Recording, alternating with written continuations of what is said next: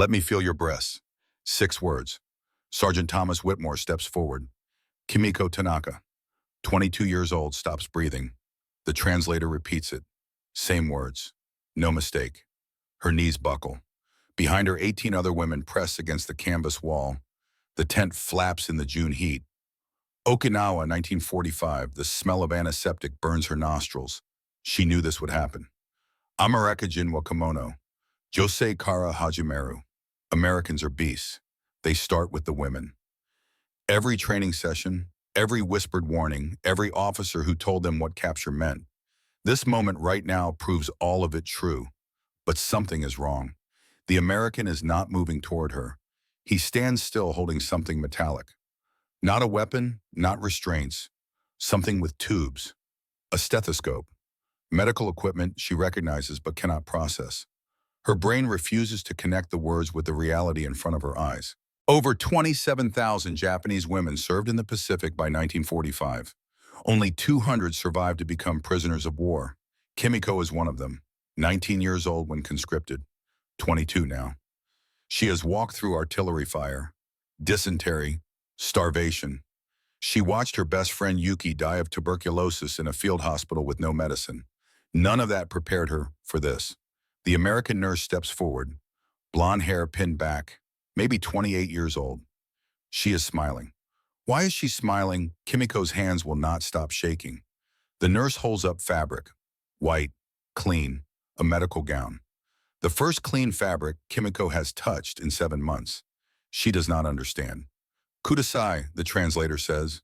Kigeedi kudasai. Please change. Change into what? For what? The officer sets down the metallic thing. Kimiko sees it clearly now. A stethoscope, blood pressure cuff, tongue depressors in a metal cup, medical equipment, standard examination tools. Her brain cannot process it.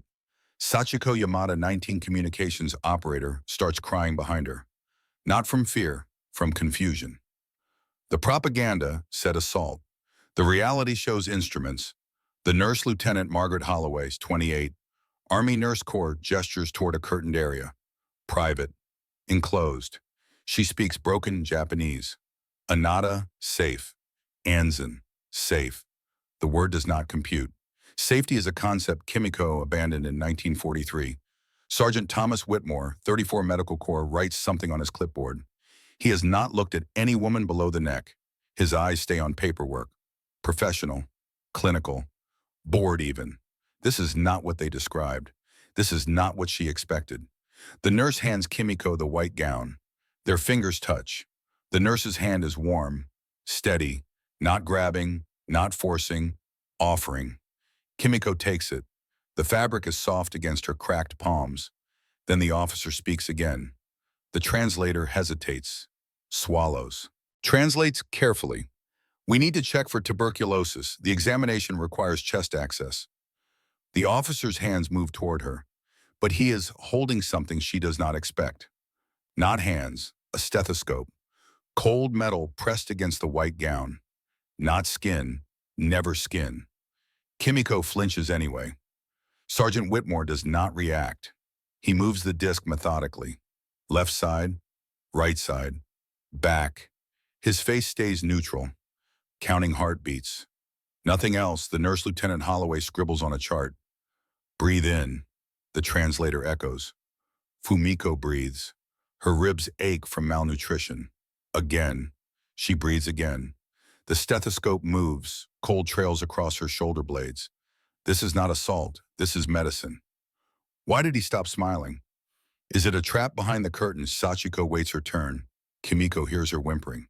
19 years old, captured 3 weeks ago, still believes the propaganda absolutely. Kimiko believed it too, 20 minutes ago. Standard U.S. POW intake required 47 medical checkpoints.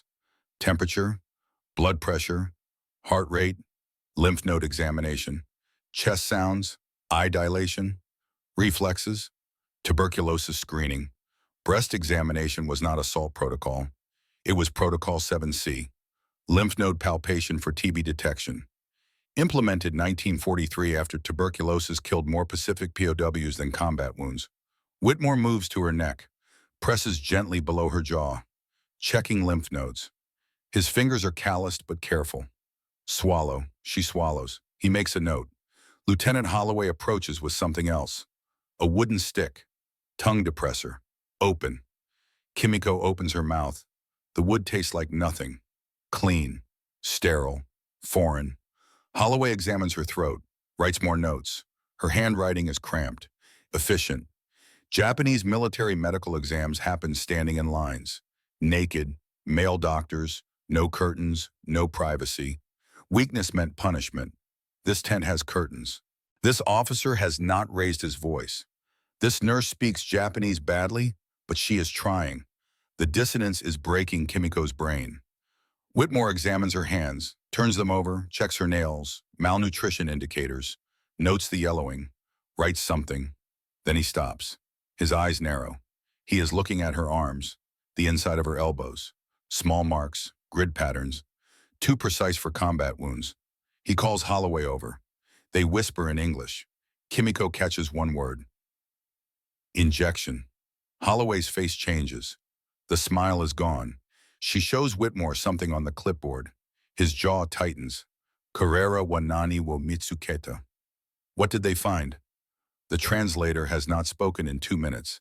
He is reading the clipboard over Whitmore's shoulder. His face has gone gray. Whitmore turns to Kimiko. His voice is different now. Softer. Careful. We need to ask you some questions. The translator hesitates. Swallows. About the injections.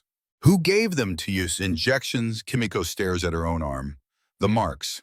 She had forgotten about the marks. March 1945. Field hospital outside Manila. They called it vitamin supplementation. All nurses received it. Standard procedure. Nothing unusual. That is what Captain Iwata said before he disappeared. Whitmore points to the grid pattern. 4 marks. Perfect squares, 2 centimeters apart. No combat wound makes patterns like that. When he asked through the translator, March, 4 months ago. How many times? 3 sessions, 3 days apart. Whitmore and Holloway exchange looks. Something unspoken passes between them. Watashi wa nani wo chusha sareta. What was I injected with? The question she never asked. The question she was trained not to ask.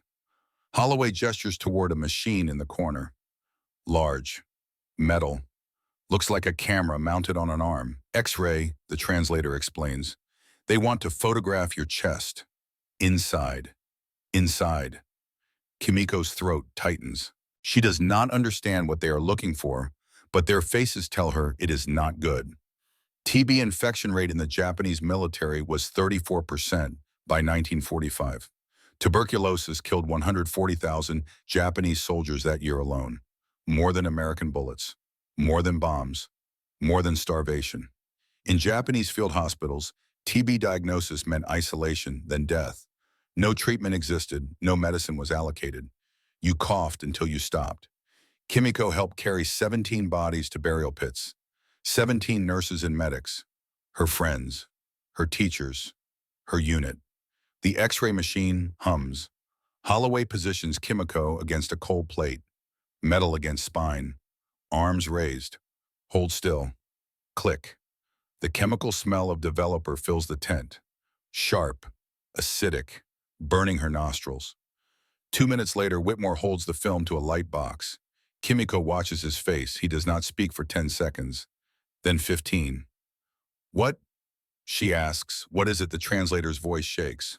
There is a shadow in your left lung. Shadow cage, the Japanese word for death sentence. But Whitmore is not looking at her like she is dying. He is looking at her like she is salvageable. Tuberculosis, he says. Early stage. Treatable. Treatable. The word does not translate. There is no Japanese military word for treatable tuberculosis. The concepts do not coexist. Chiryu dekira de ihyu imi. What does treatable mean? Holloway opens a metal case. Inside vials, syringes, medicine Kimiko has never seen. Streptomycin, Whitmore says. New. Works on TB. You are lucky we caught it early. Lucky. Kimiko starts laughing, then crying. She cannot tell the difference anymore. But Whitmore is not finished. He is still staring at the X-ray. At something else. The shadow is not the problem. His voice drops. It is what is underneath it. Underneath, Whitmore taps the X-ray. Below the lung shadow, near her stomach, small white specks scattered like stars, metal fragments, foreign objects. Surgically implanted. Kimiko shakes her head. I never had surgery. You did. You just do not remember it. The tent goes silent. Holloway stops writing. The translator forgets to translate. Watashi no karada no naka ni naniga. What is inside my body? Kimiko touches her abdomen. Feels nothing unusual. No scars she can see. No pain she can identify. But the X-ray does not lie. 14 metal fragments, each one smaller than a rice grain, distributed in a precise pattern across her abdominal cavity. Whitmore has seen this pattern before. Twice. Both times in prisoners from a specific unit. Where were you stationed in February 1945, Harbin, Manchuria? Medical Training Facility. Whitmore's pen stops moving. Harbin, Unit 731's headquarters. He does not say the name aloud. Does not need to. Holloway understands. The translator understands. Everyone in U.S. military intelligence understands what Harbin means. Unit 731 conducted experiments on 3,000 to 10,000 victims between 1937 and 1945. Biological weapons, surgical tests, radiation exposure, human beings dissected alive. The official subjects were Chinese and Korean prisoners. The unofficial subjects were anyone convenient. The vitamin injections, Whitmore says slowly. Did they put you to sleep first, Kimiko thinks. Her memory of those 3 days is foggy. Gaps. Missing hours. I woke up tired, she admits. Sore. They said it was normal. Normal. 14 metal fragments implanted in a 22-year-old nurse's abdomen. Normal. Watashi wa jiken taishu data. Was I an experiment? She asked the question aloud. The translator flinches. Whitmore does not answer. Holloway pulls out a different form. Red border, classification stamps, War Crimes Documentation Unit. We need to photograph everything she says. The injection sites, the X-rays, your testimony. Testimony. Kimiko is no longer a patient. She is evidence. Outside the tent, Sachiko screams. Not fear, shock. Her examination revealed something too. Different marks, different patterns, same origin. Of the 19 women captured that week's 7 show, signs of surgical intervention. 7 women who were told they received vitamins. 7 women who woke up sore and forgot to ask why. Whitmore steps outside. Returns 30 seconds later with a man in a different uniform. Captain Marcus Webb, 41 War Crimes Documentation Unit. He looks at the X-ray. At Kimiko. At the metal stars scattered inside her. Tell me about Harbin. Tell me everything. Webb's interrogation of Kimiko lasts 40 minutes. He writes everything in careful block letters. The vitamin injections. The 3 sessions. The soreness. The recovery rooms. When he finishes, he looks at the 6 other women waiting outside. Bring them in, one at a time. By evening, he has 7 testimonies. 7 identical stories, 7 sets of injection marks, 7 X-rays showing metal fragments. The pattern is undeniable. Webb closes his final notebook, looks at the 7 women now sitting together in the medical tent. I need names. Who ordered this program? Kimiko speaks first. Captain Iwata oversaw the injections. But there was someone else, a colonel who visited twice. Describe him. Thin, maybe 50 years old. Mustache very neat. Gold-rimmed glasses he polished constantly. Soft voice. He selected which nurses went to special training. His name, Colonel Marita. Takeshi Marita. Webb's pen stops moving. He looks up slowly. Say that again. Colonel Takeshi Marita. Webb pulls out a different notebook, flips through pages, stops at one covered in notes. His hand shakes slightly as he underlines a name already written there. This man, Colonel Marita. He appears in 17 war crimes files across 3 Pacific theaters, comfort stations, medical experiments, summary executions. Every time we get close, he transfers. Evidence disappears. Witnesses die. He looks at the 7 women. You are the first living witnesses I have found, with physical evidence still inside your bodies. Evidence he cannot destroy. One of the other women speaks up. Yuki Tanaka, 27, no relation to Kimiko despite the shared surname. There is another woman, she says quietly. Tent 3. She will not speak, will not eat, will not look at anyone. Why not? Yuki swallows hard. Because she knows who cut us. She was there when they did it. Webb stands immediately. Show me. Tent 3, corner cot, blanket overhead. Emi Sato, 24, has not moved in 6 days. The guards bring food. She does not touch it. They offer water. She turns away. They speak English, Japanese, anything. She stares through them. Kimiko recognizes her. They trained together in Osaka, 1943. Before Harbin. Before everything. Emi was smart, top of their class, selected for advanced medical training. Everyone envied her. Kanoho wa erabareta. She was chosen for special duty. It was an honor. Nobody envied her after. Kimiko kneels beside the cot, pulls back the blanket.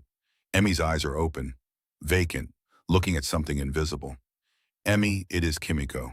Do you remember me? Nothing. They found the metal in my stomach. They know about Harbin.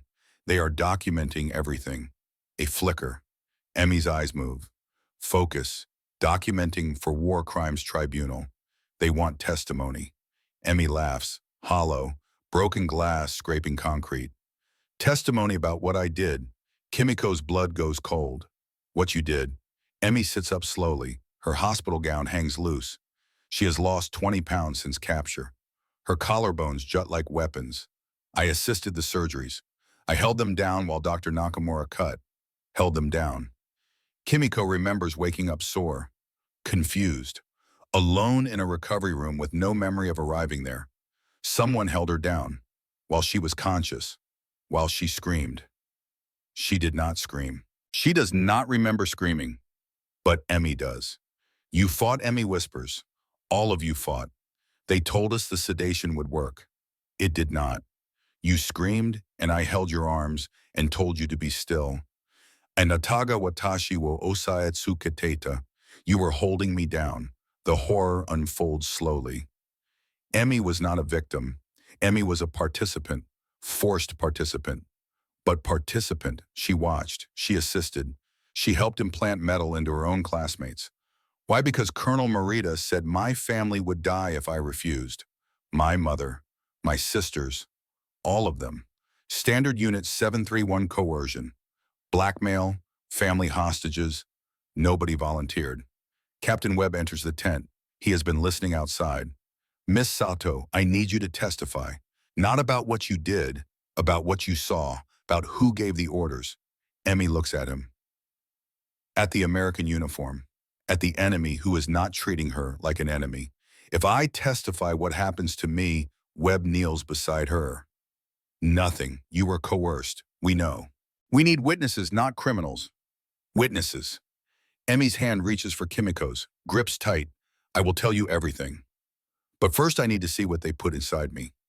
The operating tent smells like ether and steel. Emi lies on the table, eyes open.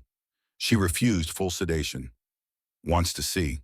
Dr. Samuel Byrne, 52 Army pathologist, makes the first incision 3 centimeters below her navel, where the X-ray showed the largest fragment cluster. You will feel pressure, he warns, not pain. Tell me if that changes. Pressure. Emi nods. I want to see what is inside me. The metal tweezers enter the wound. Byrne works slowly, methodically, extracting one fragment at a time. The first one clinks into a metal dish.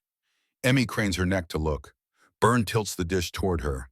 A metal cylinder smaller than a pencil eraser, coated in biological residue. That was inside you for 4 months, Byrne says. Radioactive tracer, experimental tracking technology. Tracking. They put tracking devices in nurses, human beings, for testing. Kimiko watches from behind the glass partition. Holloway stands beside her, translating Byrne's medical commentary into Japanese. Second fragment extracted. Third, fourth, Emi counts each one. Her lips move silently. 8, 9, 10. How many more? Byrne checks the X-ray again. 6 more recoverable. 4 are too deep. We would cause more damage extracting them. 4 remain. Forever. Embedded in her organs. Watashi wa kore to isho ni ikiru. I will live with them for life. Emmy closes her eyes, accepts it, opens them again. The others, the ones you cannot remove. Will they kill me? The isotopes have decayed. The metal itself is inert. You will live. Live with pieces of Japanese military experimentation lodged in her abdomen until she dies of something else. The surgery takes 90 minutes. 14 fragments extracted across 4 women. Kimiko undergoes her procedure next. She counts 11 removals. 3 remain. By evening, Captain Webb has their testimonies. 60 pages of documentation. Names, dates, procedures, locations. Colonel Takeshi Marita, Dr. Kenji Nakamura. Unit 731, Harbin Medical Annex, February through April 1945. Webb seals the documents in a diplomatic pouch. This goes to MacArthur's office tomorrow. War Crimes Tribunal evidence. Tribunal. Kimiko imagined many endings for her war. Death by combat, death by starvation, death by American assault. Not this. Not becoming evidence. Not surviving because enemies saved her. Not watching American doctors remove Japanese military technology from her intestines. Mikata ga watashi wo sukuta. Mikata ga watashi wo kizutsuita. Enemies saved me. Allies wounded me. Holloway approaches after surgery. Hands Kimiko a clean white gown. Tomorrow you can shower. Real soap. Hot water. Hot water. Kimiko starts crying again. She cannot remember the last time she had hot water. Tokyo, December 1942. 3 years ago. A lifetime ago. The white gown is soft in her hands. Clean. Unmarked. A symbol of something she cannot yet name. She folds it carefully. Places it in the small bag they gave her for personal items. She will keep this gown through everything that comes next. Through the tribunal. Through the decades after. Through 40 years of carrying fabric that means nothing to anyone else. But right now in June 1945 in a medical tent in Okinawa, she just knows one thing. The Americans who examined her found 2 things killing her. One put there by disease, one put there by her own country, and they are trying to remove both. The shower room is small, concrete floor, metal pipes, steam rising from water that actually runs hot. Kimiko stands under the spray for 20 minutes. Watches dirt from 7 months wash down the drain. Brown water circling, circling, finally running clear. Lieutenant Holloway provided real soap, not the caustic lye bars from Japanese supply depots. American soap that smells like flowers, like a world Kimiko forgot existed. Her skin turns pink under the hot water. She watches her own hands, the grid pattern marks on her inner arms, 4 perfect squares, evidence of something she cannot remember. She scrubs them anyway, as if soap and water can erase what happened in Harbin. They cannot. When she emerges, there are clean clothes waiting. American military issue. Too large, but clean. She rolls the sleeves and rolls the pant legs, looks at herself in a mirror for the first time in months. A stranger stares back. Hollow cheeks, eyes too large for her face, collarbones sharp enough to cut, but clean, alive. She touches the mirror. The stranger touches back. In the medical tent, the daily treatments begin. Every morning at 0700 hours, Kimiko reports for her streptomycin injection. Whitmore administers it himself. Left arm, same spot, builds a routine. The needle stings. The medicine burns going in. But it is the burn of healing. Day 1, she coughs blood into a handkerchief. Day 3, the coughing lessens. Day 7, she sleeps through the night without waking to hack her lungs out. Day 14, she gains 3 pounds. Whitmore charts everything. Weight, temperature, lung sounds. He listens to her chest every morning with that same stethoscope.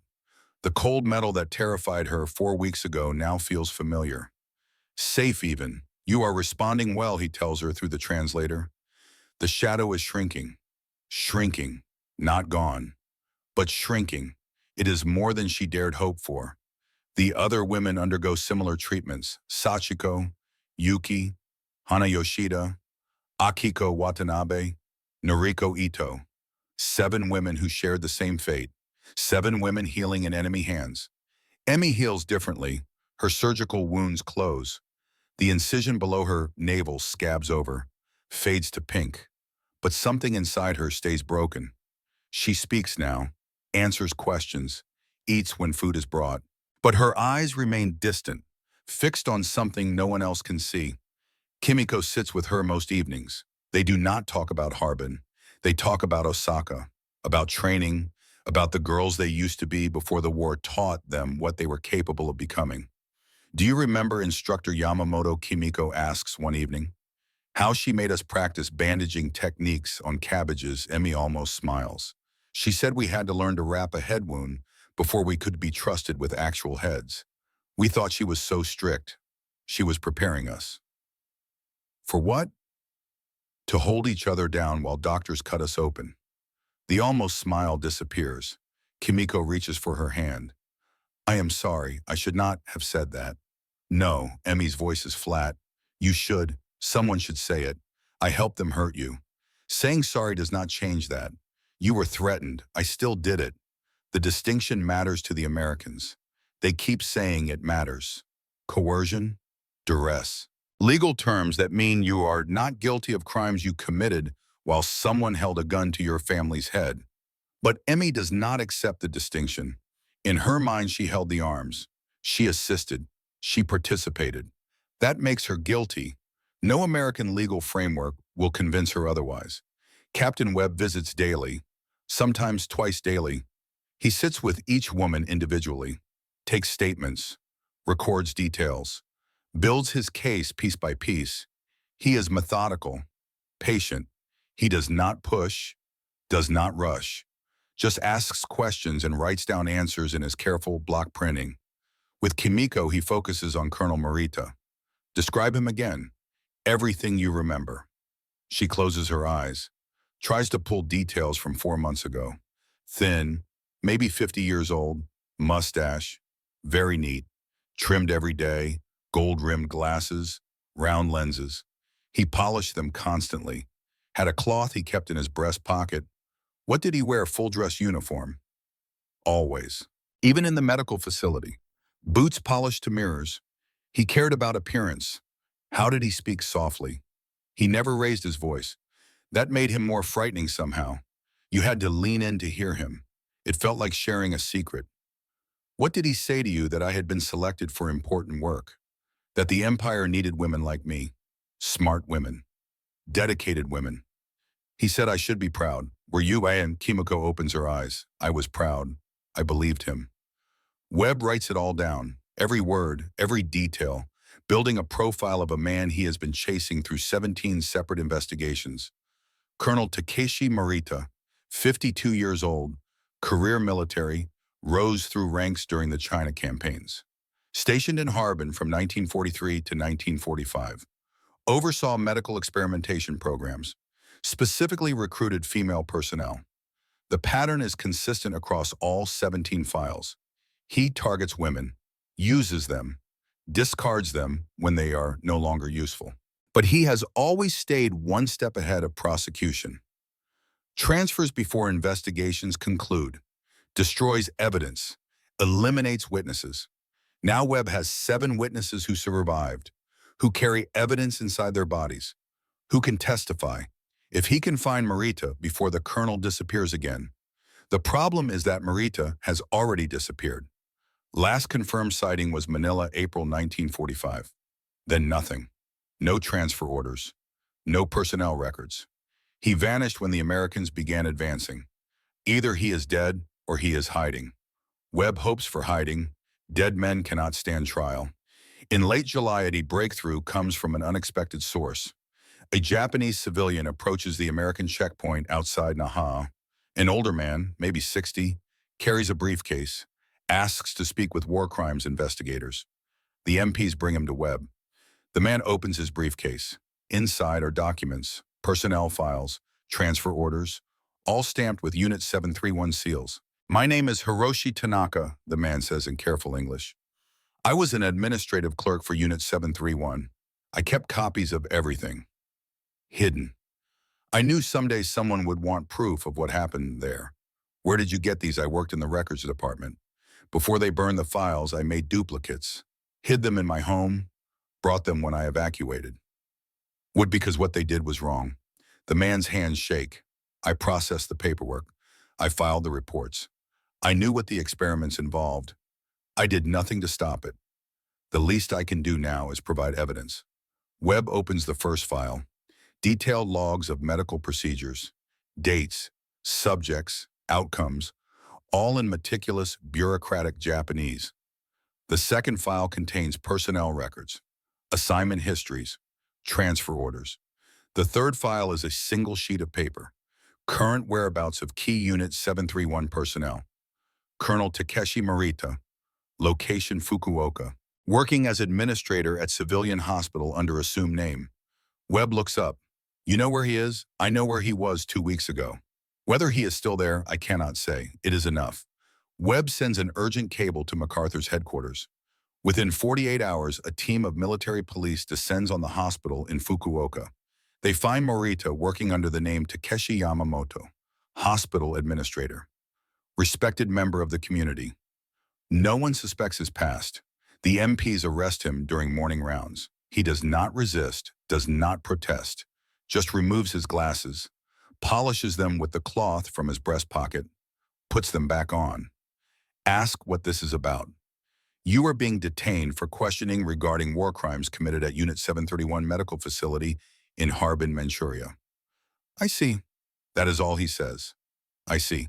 They transport him to Okinawa 3 days later, place him in the POW detention facility, maximum security, 24-hour guard. Webb waits until Marita is processed, settled, fed, given time to understand his situation. Then he visits the cell. Marita sits on the metal cot, legs crossed, hands folded in his lap. Picture of composure. Colonel Marita, or do you prefer Yamamoto now? Names are simply administrative designations. Marita is fine. You know why you are here. I can surmise. Webb pulls out a folder, opens it. 7 photographs, 7 women, 7 x-rays showing metal fragments. Do you recognize these women? I oversaw many personnel during my service. I cannot be expected to remember every face. These women were nurses under your command at Harbin, February through April 1945. Many nurses served at Harbin. These specific nurses received injections you authorized, injections that were actually surgical implantation of radioactive tracking devices. Marita's face does not change. I authorized many medical procedures. It was my duty. Experimental procedures on unwilling subjects, without informed consent. The needs of the empire sometimes require difficult decisions. Difficult decisions. Webb closes the folder. 7 women carry metal in their bodies because of your difficult decisions. 3 more died on the operating table. 10 women total that we know of. War requires sacrifice. They were your own people, your own nurses, women who trusted you. They served the emperor, as did I. We all served. Webb stands. You will have an opportunity to explain your service at Tribunal. These women will testify about what you did to them. I look forward to presenting my defense. His voice remains soft, calm, as if discussing routine administrative matters. Webb leaves the cell disturbed. He has interrogated war criminals before. Some are defiant, some are broken, some show remorse. Marita shows nothing, just polite cooperation and absolute lack of conscience. This is a man who believes he did nothing wrong. Back in the medical tent, Kimiko continues her treatments. Week 6 of streptomycin. The shadow on her lung has shrunk by half. Whitmore is pleased with her progress. You will make a full recovery, he tells her. Another 6 weeks and the TB will be gone. Gone. A word she never expected to hear. Thank you, she says in English. Simple words, but weighted with everything. Whitmore nods, writes something in her chart, prepares the next injection. As he swabs her arm with alcohol, Kimiko notices something. His hands shake slightly. Just a tremor. Brief, then steady again. Are you well? She asked through the translator. Fine, just tired. Long days. But it is more than tiredness. Kimiko has been a nurse long enough to recognize the signs. The slight tremor, the way he closes his eyes for a moment too long, the careful way he sets down the syringe. Grief, She has seen it in the mirror enough times to recognize it in someone else. Later, she asks Holloway about it. The lieutenant hesitates, then decides Kimiko has earned honesty. His sister died of TB 2 years ago, same age as you. He tried everything to save her. Nothing worked. Streptomycin was not available yet. Kimiko absorbs this. The American who saved her life did so because he could not save his sister. What was her name? Sarah. Sarah Whitmore. She was 22, the same age Kimiko is now. That night, Kimiko writes a letter. Her English is poor. She uses the translator's help, but the sentiment is hers. Dear Sergeant Whitmore, Lieutenant Holloway told me about your sister Sarah. I am sorry for your loss. I know words cannot return what you have lost, but I want you to know that the medicine you gave to me is working. The shadow is shrinking. You said I will make full recovery. Because you could not save your sister, you saved me. I do not know if that brings you comfort or pain. Perhaps both, but I am grateful. Not just for the medicine, for seeing me as a person who deserves to be saved. In my country, I was taught that Americans are enemies, that capture meant death or worse. You have shown me that what we are taught and what is true can be very different things. I will recover because of you. I will live because you chose to heal instead of hurt. That is something Sarah would be proud of, I think. With sincere gratitude, Kimiko Tanaka. She gives the letter to Holloway to deliver. Does not expect a response. The letter is not for response. It is for acknowledgement. 2 days later, Whitmore finds her after morning injection. He does not say anything, just nods. Once. His eyes were red. That is enough. In early August, news arrives that changes everything. The Americans have dropped a new type of bomb on Hiroshima. The city is destroyed. Casualties in the tens of thousands, perhaps hundreds of thousands. 3 days later, another bomb. Nagasaki, August 15th, the emperor announces Japan's surrender. The war is over. In the medical tent, the Japanese women react with complicated emotions. Relief that the dying has stopped. Horror at the casualties. Shame at defeat. Confusion about what comes next. Kimiko feels all of this and something else. Guilt. She is alive because she surrendered, because she became a prisoner, because she received treatment that her countrymen did not. How many Japanese women died of tuberculosis in the weeks she has been receiving streptomycin? How many died in Hiroshima? In Nagasaki, she is alive because of timing, geography, the random chance of being captured by the right Americans at the right moment. There is no logic to it, no fairness, just luck. Emmy takes the news differently. She stands in the tent entrance, watches smoke rise from cooking fires in the American camp, listens to soldiers celebrating. It is over, Kimiko says, standing beside her. No, Emmy's voice is flat. Now it begins. What do you mean? Now we face what we did. What was done to us? Now comes the reckoning. The tribunal. Emmy nods. They will ask me to testify, to stand in front of Marita and describe what I did, what he made me do.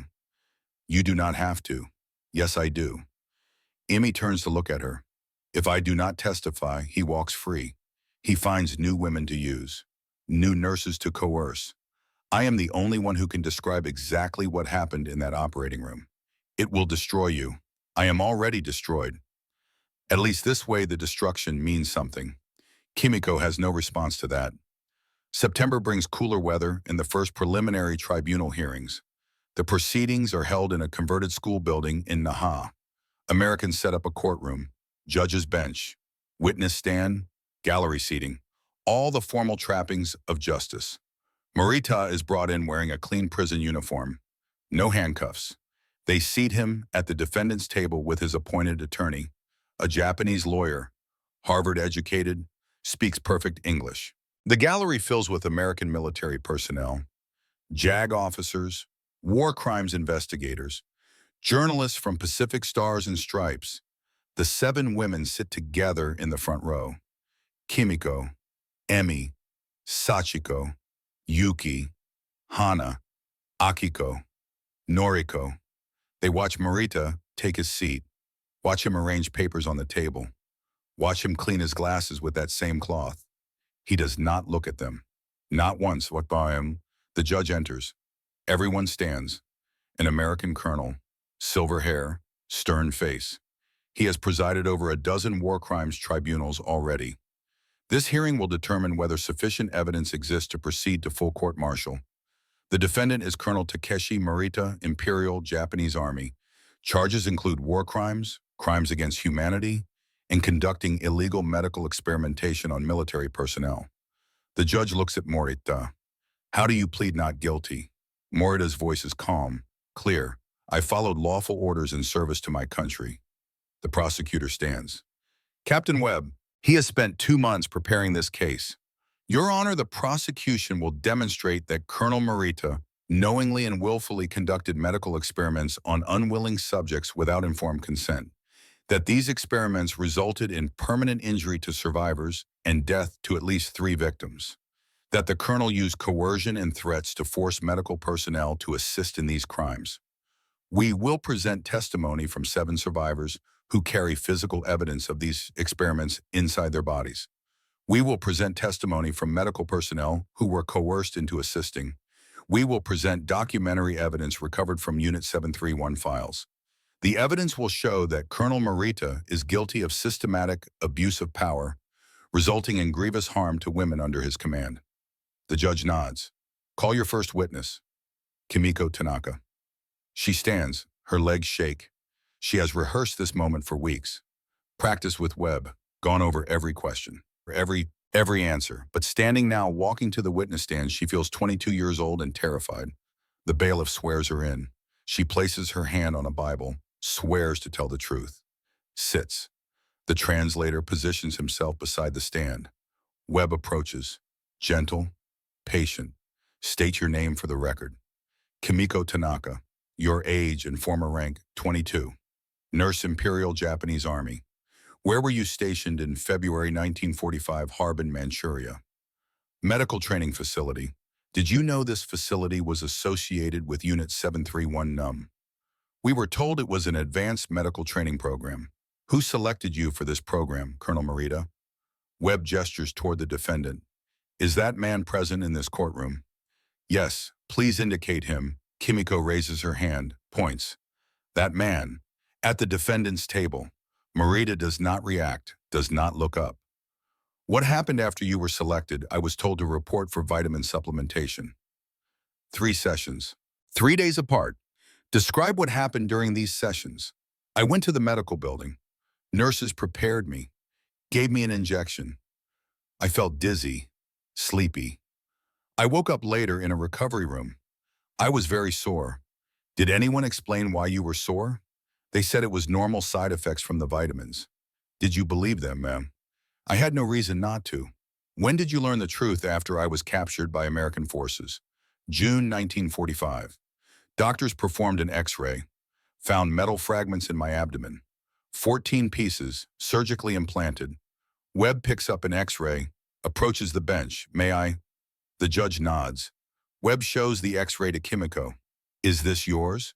Yes. Describe what we are seeing. My rib cage, my lungs. Below that, near my stomach, small white spots. Those are the metal fragments. How many remain in your body?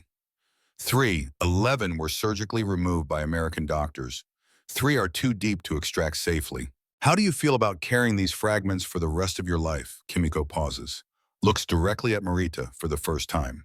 I feel like my body was stolen from me. Like I was used as an experiment without my knowledge or consent. Like someone decided my body belonged to the empire instead of to me. She pauses again. But I also feel grateful. Because the Americans who examined me cared enough to document what was done, to remove what they could, to treat me like a person who deserved help. Webb returns to his table. No further questions. The defense attorney stands. A man in his 50s, sharp suit, sharper eyes. Miss Tanaka, you said you volunteered for the program I was selected, but you went willingly. Yes, you were not forced. No one held a gun to my head. So you consented. I consented to vitamin injections, not surgery, but you signed consent forms, did you not? I signed papers. I do not read medical Japanese well. I trusted the doctors. Trust is not the same as informed consent, but it is a form of consent nonetheless. Webb objects. Counsel is arguing rather than questioning. Sustain. The judge looks at the defense attorney. Ask questions. Ms. Tanaka, is it possible the consent forms you signed actually did explain the procedure? I do not believe so, but you cannot be certain. Kimiko hesitates. I cannot be certain what the form said, but I am certain no one explained that metal would be implanted in my body. The defense attorney, Nam, returns to his seat. The judge looks at Kimiko. You may step down. She stands, walks back to her seat on shaking legs. Emmy is next. She takes the stand, swears in, sits with her hands folded in her lap.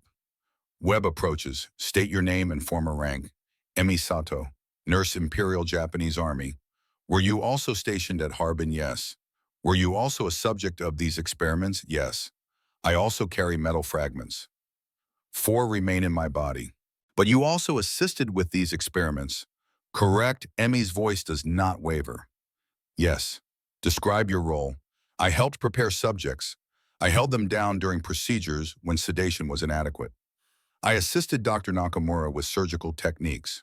Why did you do this? Because Colonel Marita told me my family would be killed if I refused. He showed me photographs of my mother's house, described their daily routines, made it clear he could reach them whenever he wanted. Did you want to assist? No. Did you protest once? Colonel Marita had my cousin brought to his office. She was also a nurse at the facility.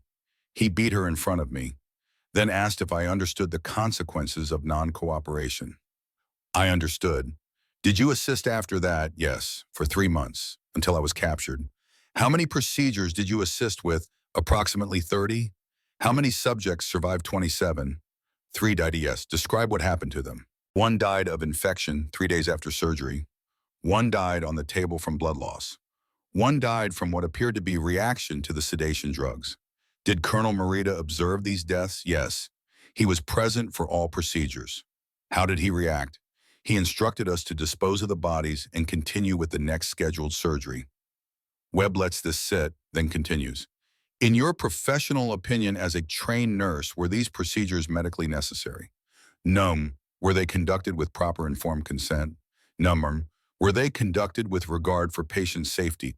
What were they? Emmy finally looks at Marita. Her voice is steady.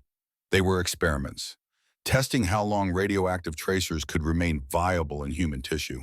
We were test subjects. The goal was to develop tracking technology for field deployment. Our health was irrelevant. Our consent was irrelevant. We were resources to be used. Thank you. Webb sits. The defense attorney stands, approaches slowly. Miss Sato, you admitted to assisting with these procedures, to holding down subjects, to helping conduct surgeries that resulted in 3 deaths. Yes. Yet you claim to be a victim. I am both. I was victimized and I participated in victimizing others. Both things are true. How convenient. You gain sympathy while escaping accountability. I do not want sympathy. I want Colonel Marita held accountable for creating a system that forced medical personnel to choose between their families and their patients. But you made that choice. You chose to participate. Yes, and I will carry that guilt until I die. But Colonel Marita created the choice. He set up the system, he selected the victims, he observed the results. He bears responsibility. The defense attorney tries several more approaches. Emmy does not waver. Finally, he sits. No further questions. 5 more women testify over 2 days. Each describes similar experiences.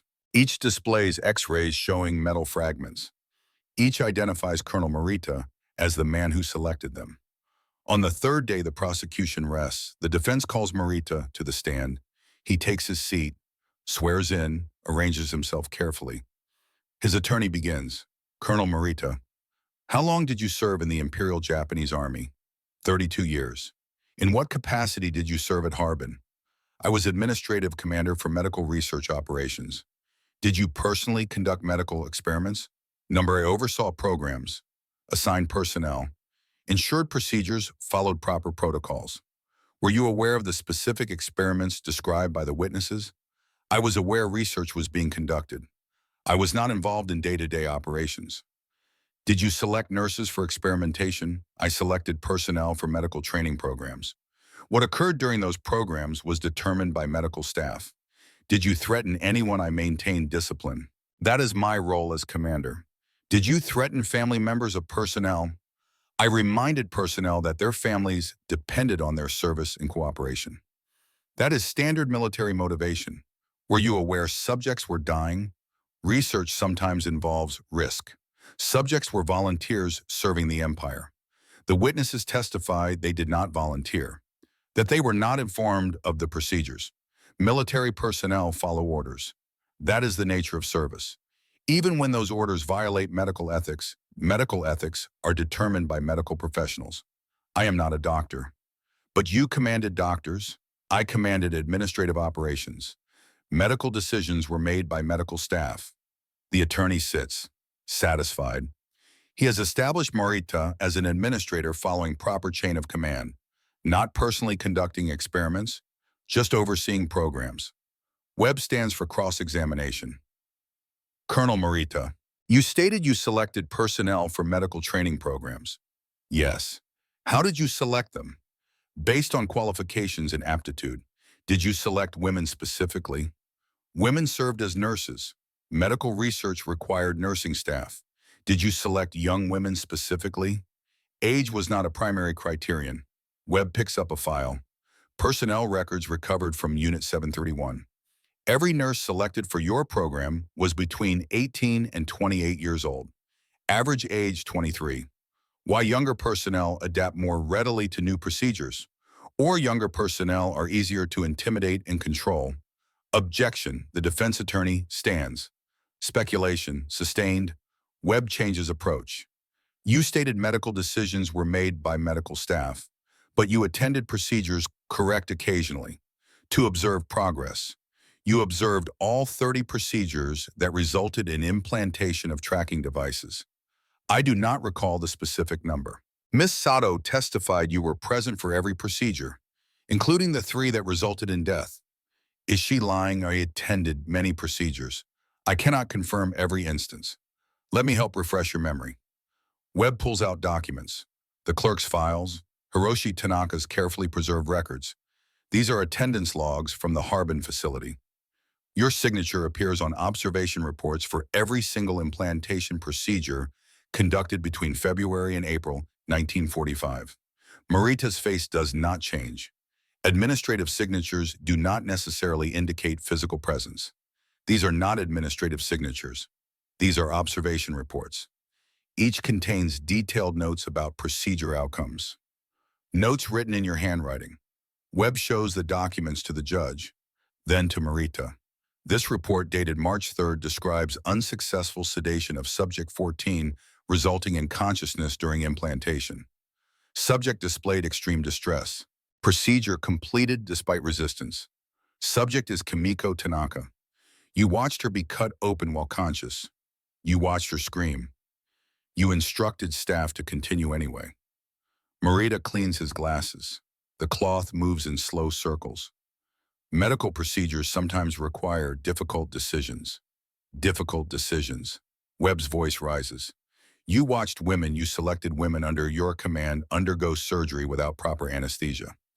You watched 3 of them die. You instructed staff to dispose of bodies and continue. These were not difficult decisions. These were crimes. Objection. The defense attorney is on his feet. The prosecution is testifying. Sustained. Webb asked questions. Colonel Marita. Did you or did you not observe Kimiko Tanaka undergo surgery? While conscious, I observed a medical procedure. Did she scream? Many patients vocalize during procedures. Did you order the procedure to continue despite her distress? I deferred to medical staff judgment. Your signature is on the report ordering continuation. Yes or no? Did you order it? Long pause. Yes. Did you observe 3 subjects die as a result of these procedures? Casualties occur in medical research. Answer the question. Did 3 women die? Yes. Did you order those deaths investigated? They were documented. Did you order the program halted after these deaths, Mum? Why not? Because the research was deemed essential to national defense. By whom? By proper authorities, name them. That information is classified. Classified. Webb turns to the judge.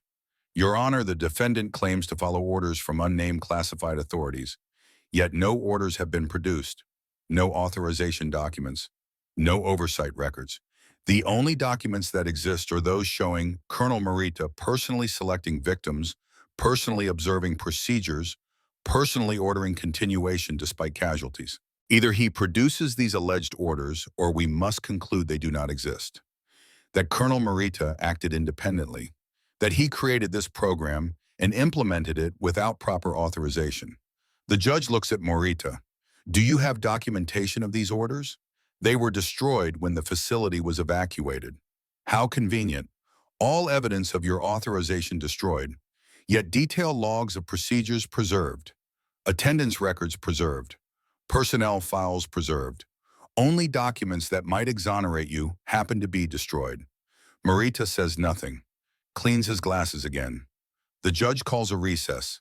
They will reconvene tomorrow for closing arguments. That evening, Kimiko sits with Emmy outside the medical tent. They watch the sun set over the Pacific, orange and red streaking across the water. Do you think they will convict him? Sachiko asks. She has joined them, as has Yuki. All 7 women gather as they do most evenings now. I do not know, Webb says he has enough evidence. But Marita has good lawyers. He will say he was following orders. Yuki observes. They always say that. Maybe he was, Hana adds quietly. Maybe someone higher ordered these experiments. It does not matter, Emmy says. Her voice is firm. He selected us. He watched us suffer. He let 3 women die. Even if someone ordered the program, he implemented it. He made it personal. He bears responsibility. The other women nod. They sit in silence as darkness falls. Tomorrow they will hear closing arguments. Tomorrow the judge will rule whether sufficient evidence exists for court-martial. Tomorrow they will learn whether their testimony meant anything, whether justice is possible, or whether Marita will walk free to find new victims, new nurses to select, new bodies to use. Kimiko touches the scar on her abdomen, the incision where American doctors removed 11 pieces of metal.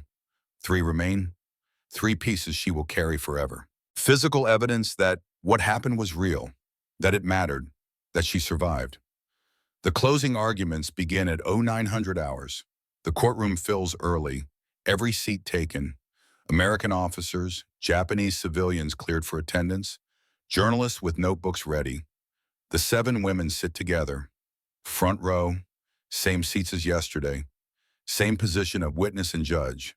The prosecutor stands first. Captain Webb, 2 months of preparation condensed into 30 minutes of argument.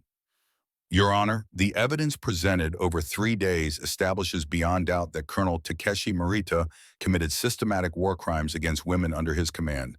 7 survivors testified. 7 X-rays documented foreign objects surgically implanted without consent. 7 women who trusted their commanding officer and were betrayed. 3 additional victims died. Their bodies disposed of, their deaths unreported, their families never notified. The defense claims Colonel Marita merely followed orders, yet no orders have been produced, no authorization documents, no oversight records. What we have instead are detailed attendance logs signed by the defendant, observation reports written in his handwriting, personnel selection records bearing his approval. This was not a soldier following orders. This was a commander creating and implementing a program of medical experimentation on unwilling subjects. The defense claims subjects volunteered, yet testimony established that women were told they would receive vitamin supplements, not surgery, that consent forms were deliberately vague, that no one explained the true nature of procedures. This is not consent. This is deception. The defense claims casualties were unfortunate but necessary for research. Yet no legitimate medical research involves implanting tracking devices in healthy subjects without safety protocols. No legitimate research continues after multiple deaths without investigation. This was not research. This was experimentation on human beings treated as disposable resources. Colonel Marita selected young women, observed their suffering, ordered procedures to continue despite their screams, allowed 3 to die, threatened others into assisting, then destroyed evidence and fled when American forces advanced. These are not the actions of a soldier following orders. These are the actions of a war criminal attempting to escape justice. The prosecution requests full court-martial on all charges: war crimes, crimes against humanity, illegal medical experimentation resulting in injury and death. Webb sits. The defense attorney rises. Older, confident. He has defended war criminals before. Your Honor, the prosecution presents an emotionally compelling narrative. Young women victimized by commanding officer. Deaths, suffering, horror. But emotion is not evidence. And what the evidence actually shows is far more complex than the prosecution admits. Colonel Marita served his country for 32 years. He followed orders throughout his career. He implemented programs designed by medical professionals and authorized by military command. Were these programs controversial? Perhaps. Were they conducted with full transparency? Perhaps not. But war rarely allows for perfect conditions. The prosecution claims no authorization existed. Yet Unit 731 was an officially sanctioned military research unit. Hundreds of personnel, dozens of facilities, decades of operation. This did not happen in secret. This was not one rogue colonel. Colonel Marita was a cog in a machine. Holding him solely responsible for systemic military policy is neither just nor accurate. The prosecution claims subjects did not consent, yet all subjects were military personnel. Military personnel follow orders. That is the nature of military service.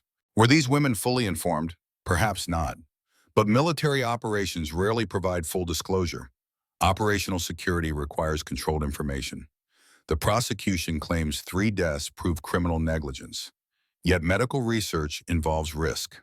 Even in peacetime, even in the most controlled conditions, casualties occur. Were these deaths tragic? Yes.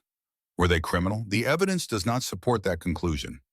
Colonel Marita observed procedures as part of his administrative duties. He documented results as required by protocol. He made difficult decisions in service to his country. That is not criminality. That is duty. The prosecution wants someone to blame, someone to punish, someone to hold accountable for the horrors of war. But punishing one administrator will not undo what occurred, will not restore these women, will not bring back the dead. What it will do is establish a dangerous precedent that military personnel can be prosecuted for following orders, that administrators bear criminal responsibility for programs they oversee but do not design. This threatens the entire military command structure. The defense requests dismissal of all charges, or at minimum recognition that Colonel Marita acted within the scope of his duties under orders from higher authority.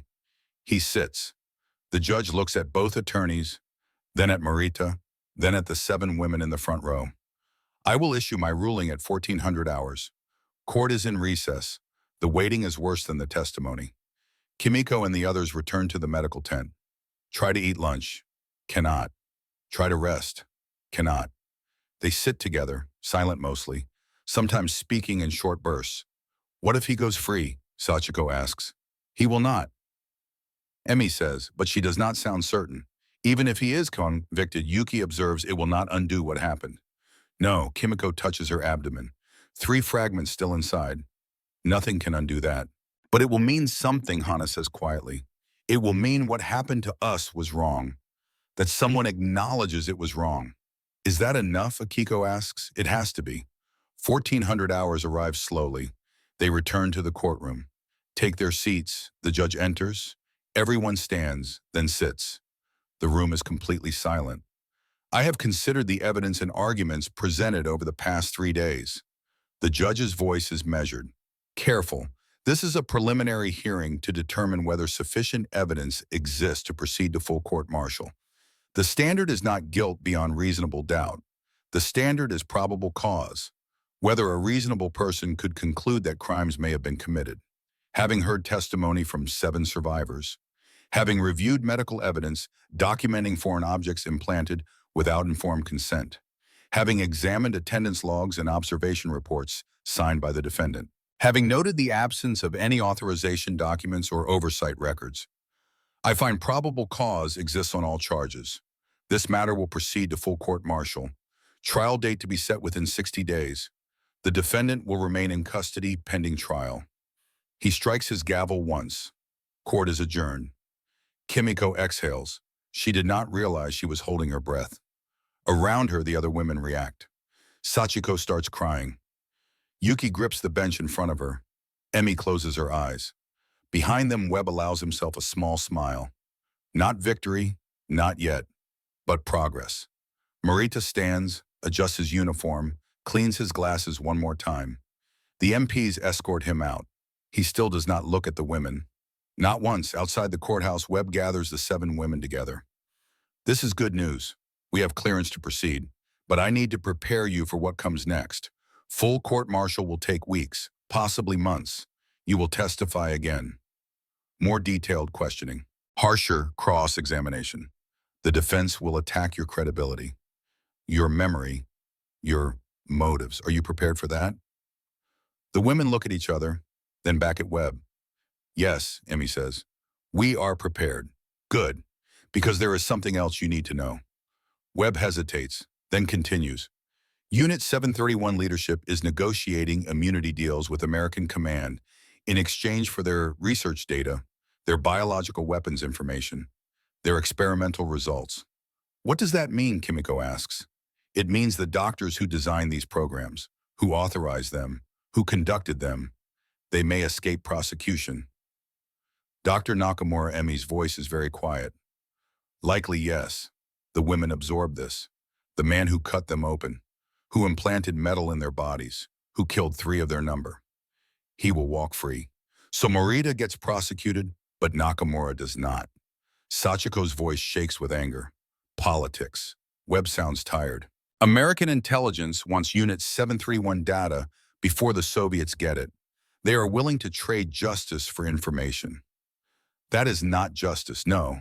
It is not. But it is the best we can do. Kimiko walks away from the group, needs space, needs air. She walks down to the harbor, watches ships moving in the water, supply vessels, troop transports, the machinery of occupation. Lieutenant Holloway finds her there 20 minutes later. I heard about the immunity deals. Kimiko nods. Cannot speak yet. I am sorry. Holloway sits beside her on the seawall. I fought for Directive 7F for protocols protecting women, but I cannot fight Pentagon politics. I know. They sit in silence. Finally, Kimiko speaks. In English, slow but clear. The shadow is gone. The tuberculosis. The X-ray yesterday showed no shadow. Holloway smiles. That is wonderful news. Sergeant Whitmore saved my life.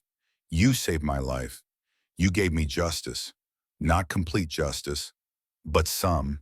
That is more than I had before. December 1945, Tokyo. First snow of winter. Kimiko walks without coughing. 12 weeks of streptomycin. Tuberculosis in remission. Scars healing. Weight returned. She works now. Translator for the War Crimes Tribunal. American officers speak. She converts to Japanese. Japanese defendants respond. She converts back. Watashi wa ryuho no kotoba wo hanasu.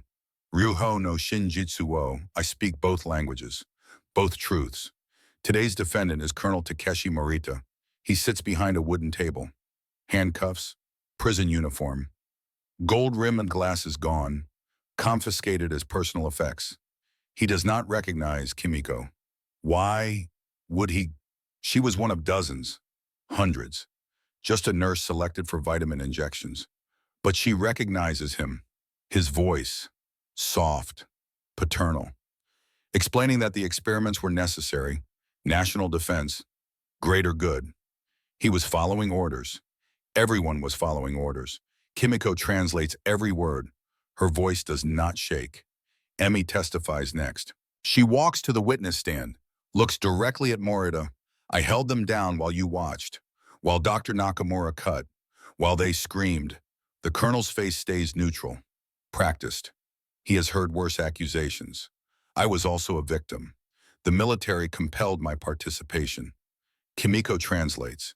The American judges write notes. The tribunal lasts 8 weeks. Testimony from 94 women total. Not just the 7 from Harbin. Women from other units, other facilities, other programs, all selected by Marita, all experimented on, all carrying scars. The pattern is undeniable, systematic, deliberate. repeated across 3 years and multiple locations. The verdict comes in February 1946. Colonel Takeshi Marita, guilty on all charges, sentenced 15 years hard labor. 12 field officers received sentences ranging from 3 to 20 years. Dr. Kenji Nakamura, immunity granted in exchange for research data. Kimiko stops translating when she hears this, stares at the paper in her hand. Menkyo immunity, the judges confirm, part of a larger agreement. 43 Unit 731 personnel granted immunity, their knowledge deemed more valuable than their prosecution. Outside the courthouse, Webb finds Kimiko on the steps. I am sorry. Orders came from Washington. Nothing I could do, I know. Marita will serve 15 years. It is not enough, but it is something. And Nakamura will work for American biological research programs, providing his expertise. Kimiko tastes bile. The man who implanted metal in her abdomen will never face trial, will actually benefit from his crimes. Seiji wa kanzen de wanakata. Demo 0 to Yori wa mashi. Justice was not complete, but better than zero. She accepts it. Imperfect justice. Partial accountability. Some punishment for some crimes. It will have to be enough. The other women react differently. Sachiko rages, throws things, refuses to speak to American personnel for a week. Yuki withdraws, goes silent, processes internally. Emi just nods, as if she expected this, as if justice was always going to be incomplete. Only Akiko seems at peace. 15 years is more than I thought we would get. Marita will be 70 when he is released. An old man, broken.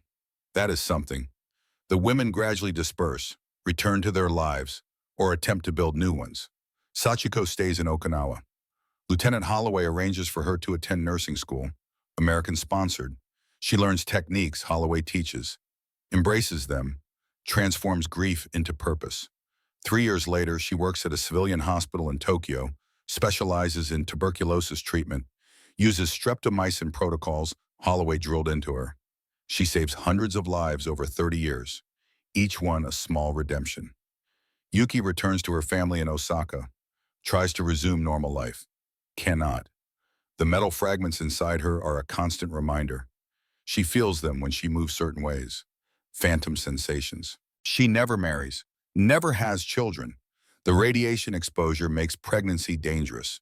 She lives quietly, works as a clerk, tells no one her history.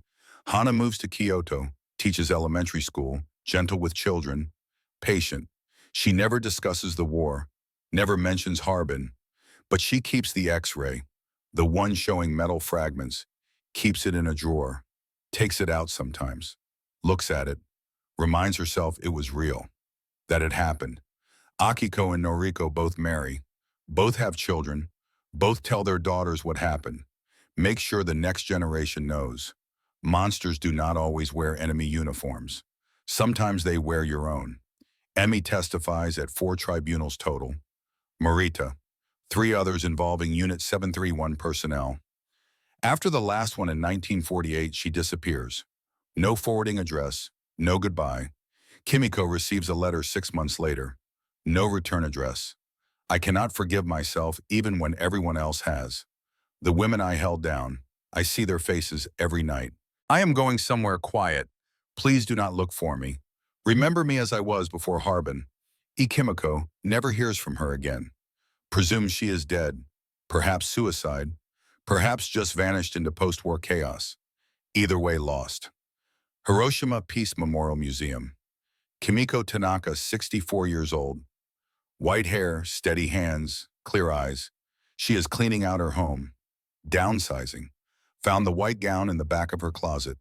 Wrapped in tissue paper, she has replaced it 12 times over 40 years. She holds it up.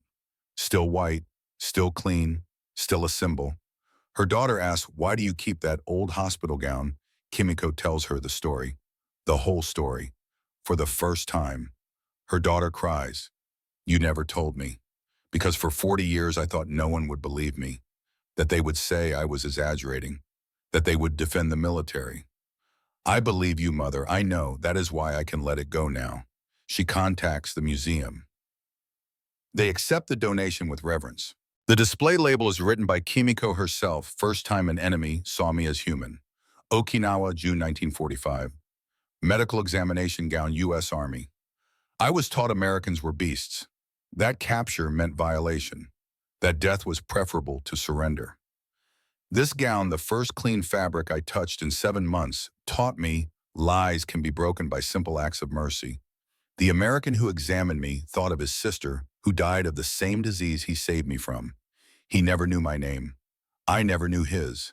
But his humanity saved my life. Kimiko Tanaka, Imperial Japanese Army Nurse Corps, 1943 to 1945. The exhibit opens April 1987. Kimiko attends. Japanese media covers it. An American veteran reads about it in Pacific Stars and Stripes. His name is James Whitmore, 68, son of Sergeant Thomas Whitmore. He writes to the museum, asks if they can connect him with Kimiko Tanaka. They can. The letter arrives in May. Dear Mrs. Tanaka, my father, Sergeant Thomas Whitmore, served with the Medical Corps in Okinawa in 1945. He processed Japanese POWs through intake examinations. He never spoke about the war. Most veterans did not. But after he died in 1978, we found his field journal. One entry mentioned you, not by name but by description. June 14, 1945. Examined Japanese nurse age 22. Severe malnutrition, early stage TB. Reminds me of Sarah, same age when she died. Started streptomycin protocol. Must make sure this one survives. Sarah was my aunt, my father's younger sister. She died of tuberculosis in 1943, age 22. No treatment was available then. I think you were the patient he wrote about. I think he saw in you the sister he could not save. I am enclosing a photograph of my father taken in Okinawa, 1945. I thought you might want to see the man who saved your life. With deepest respect, James Whitmore. Kimiko holds the photograph with shaking hands. Thomas Whitmore, 34. Okinawa, 1945, stethoscope around his neck. Tired eyes, slight smile. The man who said, "Let me feel your breasts," and saved her life. She traces his face through the glass, cannot speak for several minutes. Finally, she writes back, Dear Mr. Whitmore, thank you for your letter and the photograph. I am honored to finally see the face of the man who saved my life. Your father gave me more than medicine. He gave me proof that what we are taught and what is true can be very different things. I was taught Americans were enemies. Your father taught me that humanity transcends nationality. I kept the white gown he gave me for 40 years. It now hangs in the Hiroshima Peace Memorial Museum. A reminder that in war, the hands you fear most are sometimes reaching out to save. Please know that because your father could not save Sarah, he saved me. I have lived 63 years beyond the death tuberculosis would have brought. I have a daughter, 3 grandchildren, 2 great-grandchildren. All of this exists because your father chose healing over hatred. That is Sarah's legacy too. With profound gratitude, Kimiko Tanaka. They correspond for months, exchange stories, fill in gaps. James sends his father's complete field journal. Kimiko reads every entry, sees herself through Whitmore's eyes. Patient 47, responding well to treatment, shadow shrinking, weight increasing, prognosis good, clinical notes, but underneath care, attention, hope. In 2003, the Japanese American Friendship Foundation honors Kimiko with a reconciliation medal. December ceremony. She is 80 years old, standing straight, white hair perfectly styled, hands steady as stone. The ceremony includes American veterans from Pacific Theater, children of POW camp personnel, survivors of war crimes, Japanese American community leaders. James Whitmore attends. Now 84. Frail but present, he brings the photograph, the field journal, his father's stethoscope. They meet backstage before the ceremony. He hands her the photograph. She takes it, stares at the face. I never saw him clearly. I was too frightened. And then too grateful. I never asked his name. His name was Thomas. Everyone called him Tom. James opens the field journal, shows her the entry, his father's handwriting, cramped but careful. The note about Sarah, the note about make sure this one survives. Why did he not say my name, Kimiko asks. Military protocol, patient confidentiality. But also, I think he wanted to protect you. If he wrote your name and the journal was captured, it could have endangered you. Even in documentation, Mercy. James holds out the stethoscope. My father would want you to have this. It belongs to your family. My father used it to save your life. You are family now. She takes it. Cold metal, worn rubber tubes, the same instrument that pressed against white fabric 42 years ago. What will you do with it? Kimiko looks around the room. Spots a young Japanese-American woman in medical school scrubs, part of the event staff. She walks over, places the stethoscope around the young woman's neck. This belonged to an American doctor who saved a Japanese nurse's life. Now it belongs to you. Use it to save others. That is how we honor his memory. The young woman tears up. My name is Sarah Chen. I am named after my great aunt. She died of TB in 1943. Kimiko and James look at each other. The circle closes again. Kimiko gives the keynote address, in English and Japanese. No translator needed now. In June 1945, I heard 6 words that I believed would end my life. Let me feel your breasts. I had been taught that American soldiers were beasts. That capture meant assault. That death was preferable to surrender. These 6 words seemed to confirm everything my training promised. But what came after those 6 words changed everything I believed about enemies, about mercy, about what it means to be human. What came after was examination, not assault, diagnosis, not violation, treatment, not torture, salvation, not destruction. Sergeant Thomas Whitmore examined my chest and found tuberculosis, a disease that would have killed me within months. He also found something else, something my own military had put inside me without my knowledge. Radioactive metal fragments, implanted during vitamin injections that were actually experiments. My enemy saved my life from my allies' experiments. I was not alone. 7 women from my unit had the same story. 19 women total in my capture group. Each one expected brutality. Each one received medicine. The woman who examined us, Lieutenant Margaret Holloway, had fought to create protocols protecting female prisoners. Not because she had to, because she believed it was right. The doctor who removed metal from our bodies treated us with the same care he would treat his own daughters. The officer who documented our testimonies fought to bring our tormentors to justice. He succeeded partially. Justice was imperfect, but it existed. For 40 years, I kept the white gown they gave me, the first clean fabric I had touched in 7 months. I kept it because it represented something I had been taught was impossible, an enemy who saw me as human. I kept it because I needed to remember that propaganda lies. I kept it because in a world of war, someone chose mercy. Today, I have given that gown to the Hiroshima Peace Memorial Museum. But I also give my testimony, my truth, my story. Not all Americans were angels. Not all Japanese were victims. War is complex. Morality is complex. Human beings are complex. But in that tent in June 1945, simplicity existed. A sick woman was healed. A dying woman was saved. A terrified woman was treated with dignity. That is the story this gown tells. Sergeant Whitmore died in 1978. He never knew I survived. He never knew I had a daughter, grandchildren, great-grandchildren. 63 years of life he made possible. But I know, and his son knows, and now you know. Let me feel your breasts were the words I feared most. They became the words that saved my life. Standing ovation. 5 minutes. People crying. Kimiko stands at the podium, hands on the wood. Steady. She looks at James, at the young doctor wearing the stethoscope, at the white gown displayed behind her, at the bridge built between enemies across 42 years. This is how America won the war, she says quietly, not just with bullets, but with mercy. The statistics flash on the screen behind her. 847 Japanese women POWs processed through Lieutenant Holloway's unit. 17 tuberculosis cases detected and treated successfully. 14 surgical implant cases documented. 94 testimonies recorded for war crimes tribunals. 43 convictions achieved. 0 assaults. 0 violations. The numbers tell one story. The white gown tells another. Both are true. Both matter. Both are part of history. Kimiko Tanaka dies in 2008, age 85. Peacefully, surrounded by family. The tuberculosis that would have killed her in 1945 was cured 63 years earlier.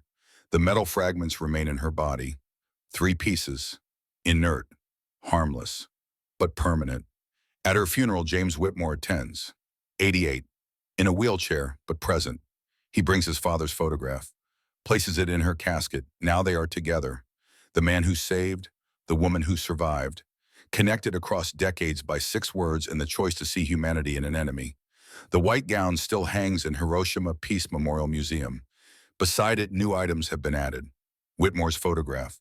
The field journal entry. The X-rays showing metal fragments. Tribunal documents. Holloway's protocol directive. The display has been expanded. Protocol 7C and 7F. When enemies became healers.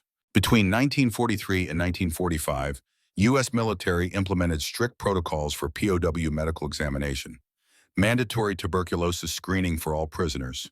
Female-only medical staff for all gynecological examinations of female POWs.